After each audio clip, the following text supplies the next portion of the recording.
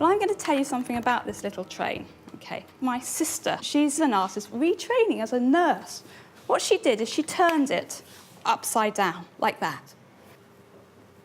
What does that mean about nursing? She says, well, actually, sometimes there's terrible accidents and a lot of the people will end up in A&E, in casualty.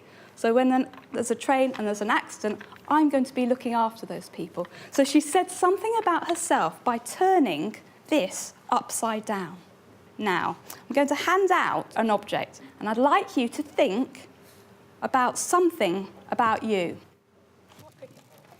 By giving them an everyday object, an object that they haven't brought in themselves, they're having to think creatively to actually take a bit of a risk in how they reassign the meaning to this object. In the future, I want to be something to do with fashion, and fashion involves colour, and this is kind of like a big block of colour, so I thought it like represents what I want to do in my future. I was thinking about doing something about ideas and lights and like imagination. Well, I was quite pleased that I got the glasses because I'm quite a curious person, so I was thinking sort of like moving them around sort of thing, turning it like upside down as well because I like looking at things in a different way. Mr. Lawrence Arena, that's for your group. The group will look at a range of artists, artists that use ready-mades or artists that use language in their work. Look at what it is you're trying to research and find the web. With the new curriculum, there's an increased emphasis on collaboration, teamwork, analysing the work of others and applying that to your own. The Art Detectives activity is trying to foster those skills. Yeah, try and concentrate on these questions. They're really, getting to the crux of it. So. We're also working with our technician, Jake, who's actually a contemporary artist. So we'll be drawing upon his experiences and they'll be understanding what it's like to be a real artist working locally. And again, the new curriculum really supports using outside professionals and ensure that students know what it's like to be an artist and know how to be an artist. Jake's a role model for many of our students. They say most of her images are based on 1940s and 1950s photo albums. In the 60s and to 70s, she began to take a deeper interest in social and political movements of the time. So I think that had an effect on her artwork. The first question that we got was, why did Duchamp use the found objects? I think he just tried to revolutionise the art industry and not try and just use paintbrushes and clay, but use other things they can just find around the house. Excellent, well done. We did ours on an artist called Lawrence Weiner, and he used language and words for his sculptures, and he put them in loads of different places so that everyone could see them. Thank you very, very much for all that research. Now we're going to move into the next part of the lesson, which is your active part. We've got a guitar. If I put it up like this, okay, if I have it upright like this, it takes on a different shape. What could it look like? Any ideas? It looks kind of like a chocolate lollipop. Absolutely. Brilliant. OK. The body of the guitar kind of looks like the torso of a body. Absolutely. Like Brilliant the main part answer. of them. Yeah. I think it looks like a head with a neck. Head with a neck. Well, that's brilliant, because every single one of you has come up with a completely different answer. If you have a look on my computer screen here, we've got 3 guitars in a row. They just reminded me of flowers. They sort of look like things growing.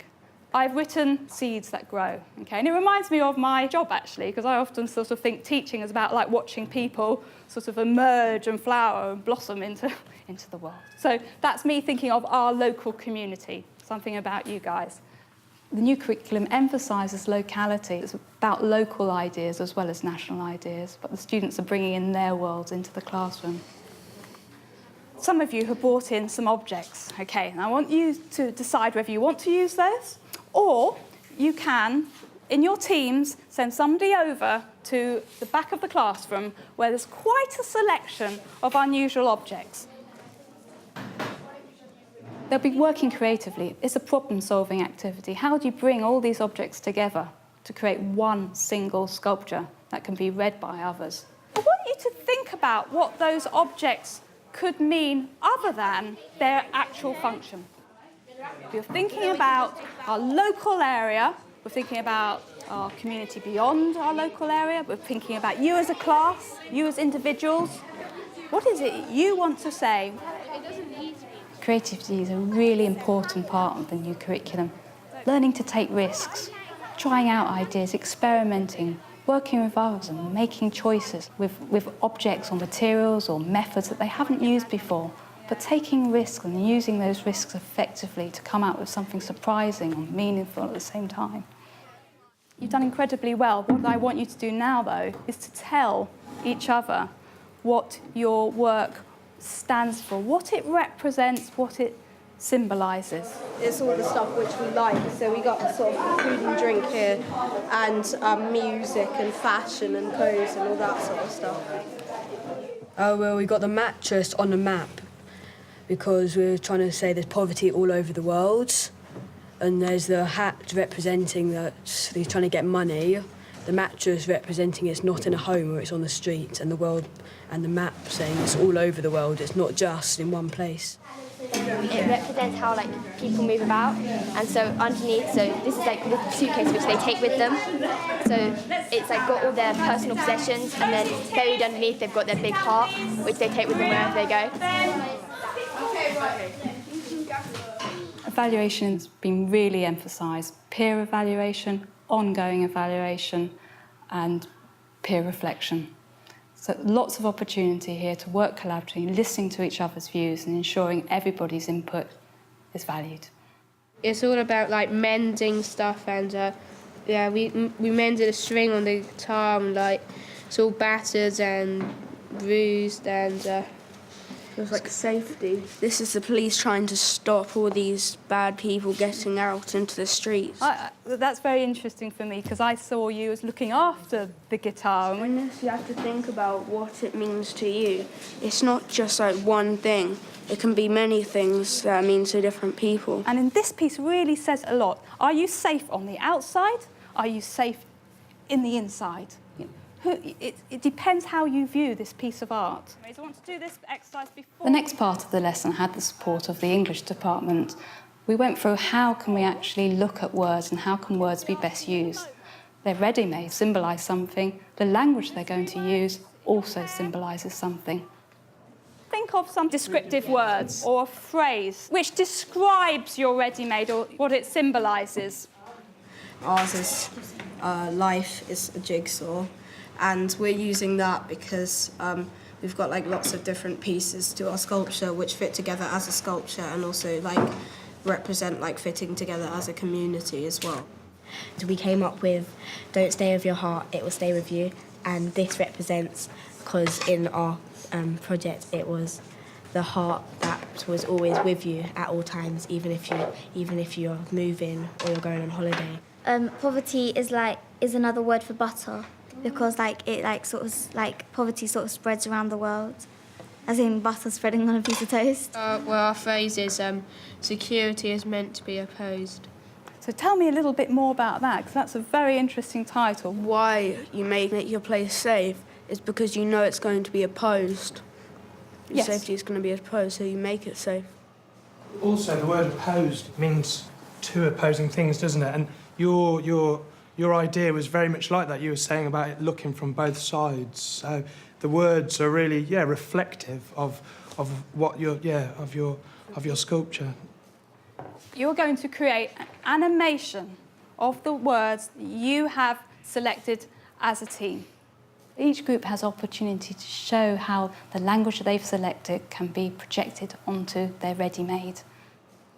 You select the correct typeface for your ready-made. Try and choose one that suits your target audience, suits what you're trying to speak about. Use colours that have symbolic meaning as well. Try and think, if you're going to use red, it means something very different from light blue. Decide on the direction your text is going to go. It doesn't have to just go along. It could come up, like Jenny Holtz's work, just flies up from the ground. But we can start it small so that it gets bigger. Yeah, and on the next slide I think it should get bigger, like quite a lot bigger than that. Yeah. There's a greater emphasis now on experimentation, experimenting with ideas and experimenting with different materials and methods and processes, experimenting and using ICT and actually new technologies which will enable them to learn the skills that they'll need later in life. I like the fact you've chosen capitals for that. Why did you choose capitals? It's like meant to be opposed. Yeah. So it gives it more force, it gives it more expression. These are students who are thinking ahead, taking a few risks. And I think that's not really been encouraged before now. It's been much more prescribed content. So there's a little bit more flexibility, and I think that's going to really make it a much more creative curriculum. It was really cool. It was like you don't usually get to do this like too often, and like you don't really put like tape and like wire fix a guitar really. It's really cool. Also, you're kind of free to do kind of what you want, and you can like use your imagination to create a sculpture. Like so many people find just like doing little sketches really boring, but when you get to just get lots of weird objects or normal objects and you're just able to do it, yeah, you have a lot of freedom.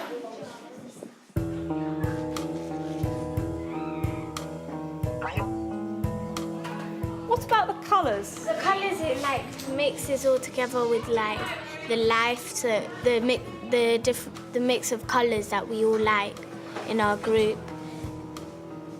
The piece is very much about each person having a character, bring their hobbies, bring their interests, bring their personality symbolically into the piece.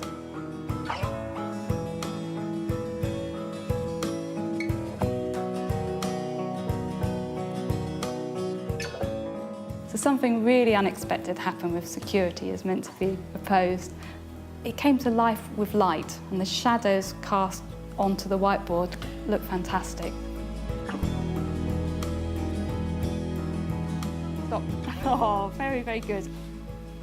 One group used the phrase, poverty is like butter. You see poverty everywhere. They felt it spread throughout the world. So it was a really lovely way of saying something quite distressing.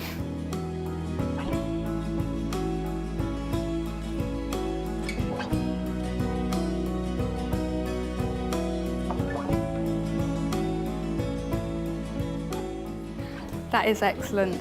So you've actually changed the meaning of your "Don't Stay With Your Heart," and then just at the end, putting up this huge caption to really add to the impact. The heart opening up really slowly, just like a heartbeat. It was sort of like pulsing as it got bigger. So the group who used the suitcase and the heart, an excellent expression of travelling, working in one country, moving to another, needing to take your heart with you, remembering the family you've left behind. It said a lot. If you as a teacher aren't prepared to take the odd risk or to be imaginative and to experiment, how are you going to get your pupils to be? And this has really reinvigorated me, and hopefully that's going to come across to the pupils.